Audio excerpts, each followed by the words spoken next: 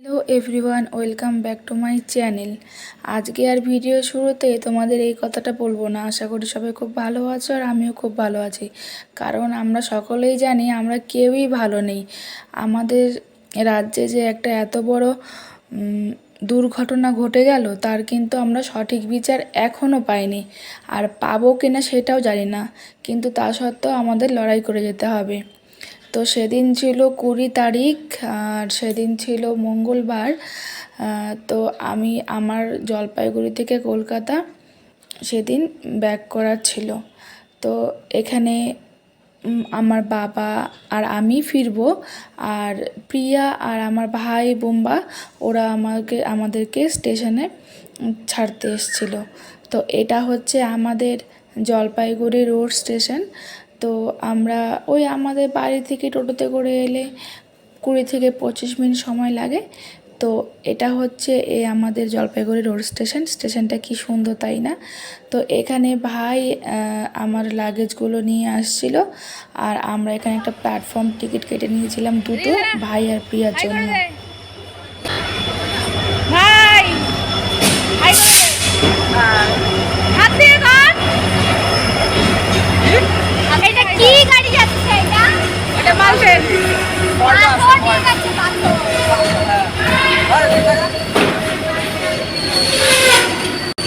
এটা হচ্ছে পিয়া, সারাদিন সুপারি খায়, এখনো সুপারি গুটকা খাইতে সুপারি খাই। আর এইটা হচ্ছে ভাই সাহেব, তো কি জানে ফুটকি চৌধুরী।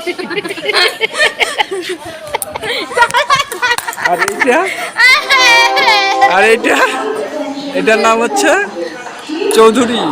এটা আগে পিছিয়ে কিছু আছে, এটা অতটা বলা যাবে না। পুকি চৌধুরী, এটাই হচ্ছে পুকি চৌধুরী। ভাই তোর আমাকে মিস করবি না বলতো? এসে বলবে আমাকে এবার একটা ছবি তুলে দিন। তো আমি প্রিয়া আর বোম্বার সাথে একটু মজা করছিলাম, না হলে ওদের মনটা আরও ভীষণ খারাপ হয়ে যেত। আর বাড়ির থেকে বেরোনোর সময় ভিডিও আমি করতে পারি না, কোনোদিনই করতে পারি না, তখন আমার ভীষণ মন খারাপ হয়, আর মা তো কান্নাকাটি করেই। মাল নিয়ে যায়।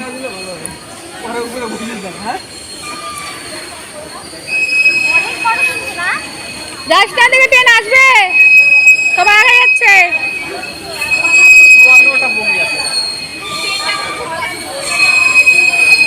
এদিকে এদিকে এদিকে এদিকে। তো আমরা স্টেশনে 15 থেকে 20 মিনিট দাঁড়িয়ে থাকার পর ফাইনালি আমাদের ট্রেন অ্যানাউন্সমেন্ট করে দিয়েছিল। আর সেই আগের মুহূর্ত আমার সবার জন্য ভীষণ মন খারাপ করছিল, কিন্তু কি আর করা যাবে বলো, যেতে তো হবেই, তাই না? ওই দেখ কোন দিকে হবে, 25 তারিখে হবে মনে হয় নাকি?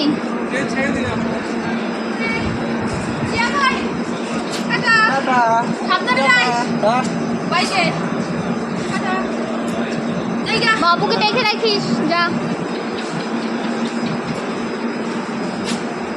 তো তোমরা দেখতেই পেলে ভাই আমাকে লাগেজগুলো তুলে দিয়েছিল। তো আমি লাগেজগুলো নিয়ে আমার কোচের দিকে এগিয়ে যাচ্ছিলাম, আর প্রিয়া আমাকে বাইরে থেকে ভিডিও করে দিচ্ছিল।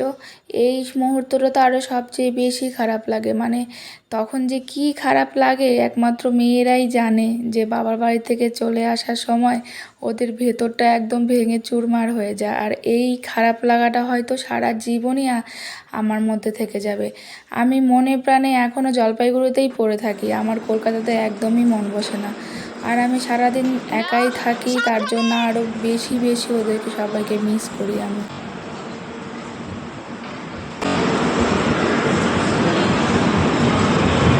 চলে গেল, এতক্ষণ ধরে দাঁড়াইছিলাম, ট্রেন আসে না চলেও আসলাম, চলেও গেল।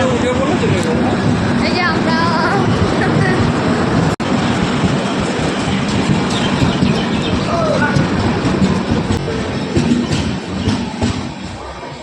Bye bye bye bye bye bye. তো এই পর্যন্ত সব কিছু ঠিকই ছিল। এই হচ্ছে আমার কামরা, আর আমার ছিল লোয়ার বার্থ B3 আর বাবার ছিল B1। তো তোমাদের সাথে আজকে আমি একটা ঘটনা শেয়ার করছি। তো সেদিন আমি রোড স্টেশন থেকে যখন ট্রেনে উঠলাম তখন ওই বিকেল 4:42 মতো বাজে, আর ট্রেনে উঠেই দেখি আমি পুরো কামরা লাইট অফ আর যে যার মতো করে শুয়ে আছে, ঠিক আছে। মানে পুরো একদম এত জঘন্য ছিল, মানে ওই কোচের পরিবেশটা কি বলবো, একদম দেখেই ঘেন্না লাগছিল। মানে কোনো এখন আর ক্লাস নেই, ঠিক আছে।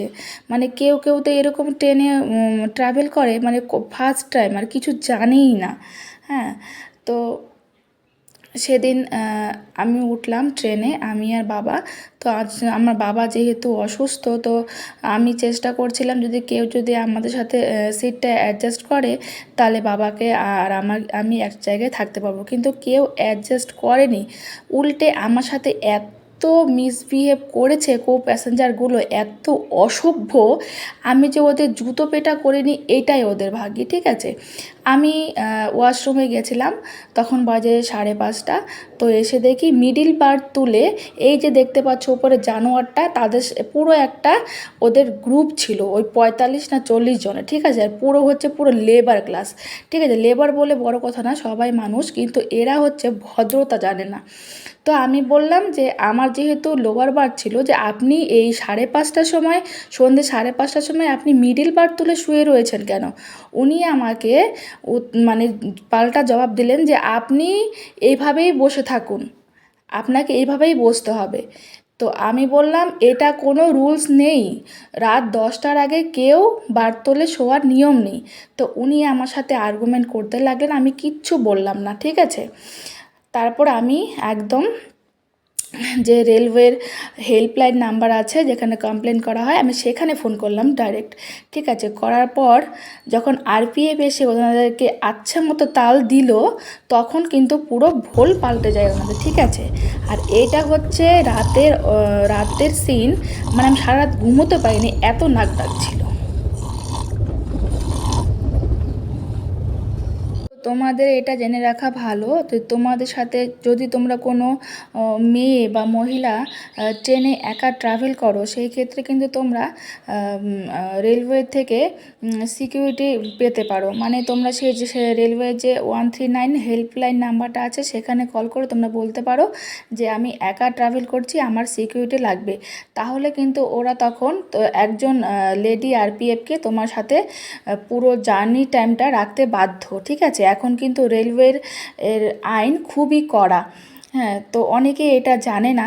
তো সেদিন তো আমার প্রচণ্ড মাথা গরম হয়ে গেছিলো, আর আমি ইচ্ছা মতো দিয়েছিলাম ওগুলোকে, শালা অসভ্যগুলো, এত মানে মুখ থেকে আমার গালি বেরিয়ে আসছে এখন। তো যাই হোক, পৃথিবীতে সব মানুষ সমান হয় না, সবার মানসিকতাও এক হয় না।